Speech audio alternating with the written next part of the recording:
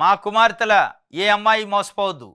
బాజీ మాయమాటలు చెప్పి వలలో వేసుకున్నాడు. అతన్ని పెళ్లి చేసుకొని జీవితాన్ని నాశనం చేసుకుంది. మౌనిక తల్లిదండ్రులు మృతదేహం వద్ద కన్నీరు అయ్యారట. మౌనిక తల్లిదండ్రులు గుండెలు అవిసేలా రోదించారు.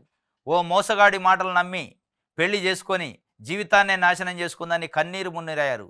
తమ కూతురిని కడసారి చూసేందుకు వారు హైదరాబాద్ నుంచి శుక్రవారం ఖమ్మం జిల్లా మధిర మండలం నిదానపురం గ్రామానికి వచ్చారు. తన భర్త దొంగ అని తెలియడం, వివిధ చోరీలకు సంబంధించిన పోలీసులు వచ్చి అతన్ని తీసుకెళ్లడానికి తీవ్ర అవమానంగా భావించి గురువారం ఉదయం ఇంట్లోనే ఇద్దరు కూతుళ్లను చంపి మౌనిక ఉరేసుకున్న సంగతి తెలిసిందే. ఖమ్మం ప్రభుత్వ ఆసుపత్రిలో పోస్టుమార్టం అనంతరం గురువారం అర్ధరాత్రి తర్వాత మృతదేహాలను నిదానపురానికి తీసుకొచ్చారు. బాజీ మాయమాటలు చెప్పి తమ కూతురు మౌనికను వలలో వేసుకున్నాడని తల్లిదండ్రులు విలపిస్తూ చెప్పారు. బాజీతో పెళ్లి వద్దని అప్పట్లోనే చెప్పామని, అయినా తమ మాట వినకుండా బాజీని పెళ్లి చేసుకుని జీవితాన్ని నాశనం చేసుకుందని కన్నీళ్ల పర్యంతమయ్యారు. ఆడపిల్లలు ఎవరు ఇలా మోసగాళ్ల వలలో పడొద్దని, విలువైన జీవితాన్ని కోల్పోవద్దని పెద్దల మాటలు వినాలని సూచించారు. ఈ నెల 16న చివరగా తమకు మౌనిక ఫోన్ చేసిందని మృతురాలి మేనత్త చెప్పింది.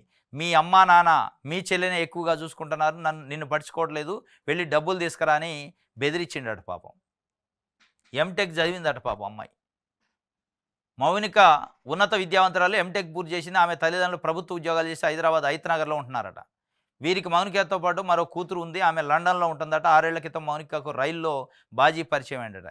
ఈ రైలు పరిచయాలు, ఫేస్బుక్ పరిచయాలు, ఇన్స్టా ప్రేమలు ఇట్లే ఉంటాయి. నిన్న వాళ్ళ రోదన చూసి అక్కడున్న ప్రజలు కన్నీరు మున్నీరారట. ఇద్దరు గవర్నమెంట్ కాలేజ్ లెక్చరర్లు అట తల్లిదండ్రి. 2 అమ్మాయిలు. ఈమె మౌనిక, ఇంకొక అమ్మాయి లండన్లో ఉందట. ఈమె మామూలు చదువు ఎంటెక్ చదివింది. ఎంటెక్ చదివి బాజీ అనే చోరీలు దొంగతనాలు చేసేవాడి వలలో చిక్కింది. వాడి మాయమాటలు నమ్మి పెళ్లి చేసుకుంది. 6 సంవత్సరాల క్రితం తల్లి తండ్రి చెప్పారట, వద్దని మొత్తుకున్న ఏం లేదట. నాకు 18 సంవత్సరాలు వచ్చినాయి, చట్టం నాకు అవకాశం ఇచ్చింది, నేను ఇష్టం వచ్చినట్టు చేస్తా అంటే చట్టాలు ఎత్తాయి అవకాశాలు. మనకున్న పరిస్థితులు కూడా గమనించుకోవాలి.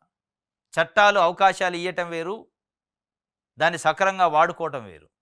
ఆ వాడుకోవడం రాక ఇక ఆమె ప్రాణాల మీద తెచ్చుకొని ప్రాణాలు తీసుకుంది కాక కన్న కూతుర్ని ఇద్దరిని కూడా ప్రాణాలు తీసుకుంది.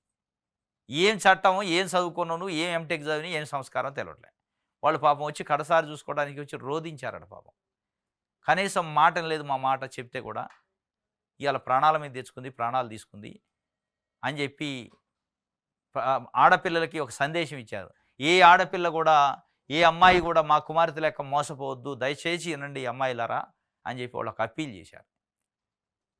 మాయల మాటలు చెప్పే వాళ్ళ వలలో పడి, మోజులో పడి పెళ్ళిళ్ళు చేసుకొని ఇట్లా చేయొద్దు, తల్లిదండ్రులు మాట వినండి అని చెప్పి మాట వినకుండా ఇగో మోసపోయింది. సజీవ సాక్ష్యం మన ముందు కనపడుతుందని.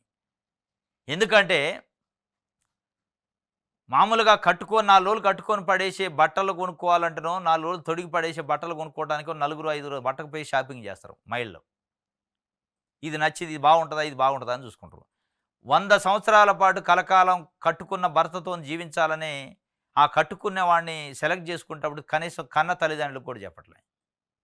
మరి ఏం సందేశం ఇస్తున్నట్టు అమ్మాయిలు అంటే, మోజులో పడి ఇగో ఇట్లాంటివి చేసి అటు తల్లిదండ్రులకి కడుపు కోత మిగిలిస్తున్నారు, వాళ్ళు చనిపోయారు. అందుకే అమ్మాయిలు ఆలోచించాల.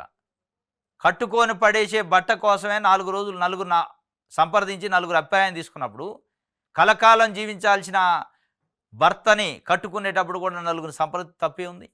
కన్న తల్లిదండ్రులని ఒప్పిస్తే తప్పే ఉంది, అడిగితే తప్పే ఉంది.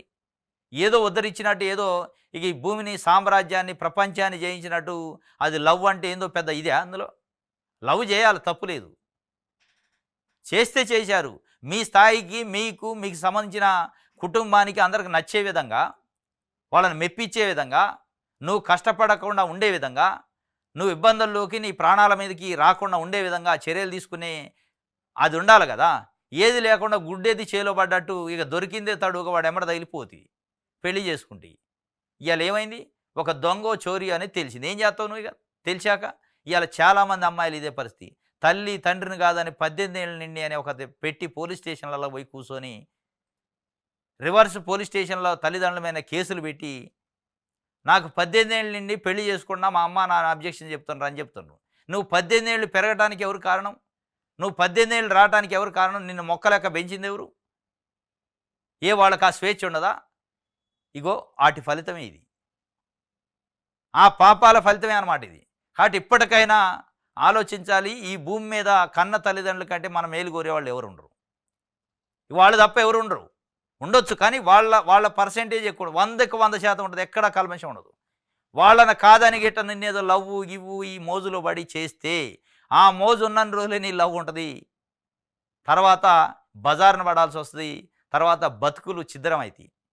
ఇది ప్రతి అమ్మాయి గమనించాలని వాళ్ళొక సందేశం ఇచ్చారు పాపం. దీన్ని గమనించుకోవాలి. చదువు పేరుతోని పిల్లలు ఇట్లా ఆగం కావద్దు. చదువు పేరుతోని తల్లిదండ్రులు పంపిస్తే దాన్ని మిస్‌యూజ్ చేసి ఆగమైతున్న పరిస్థితి.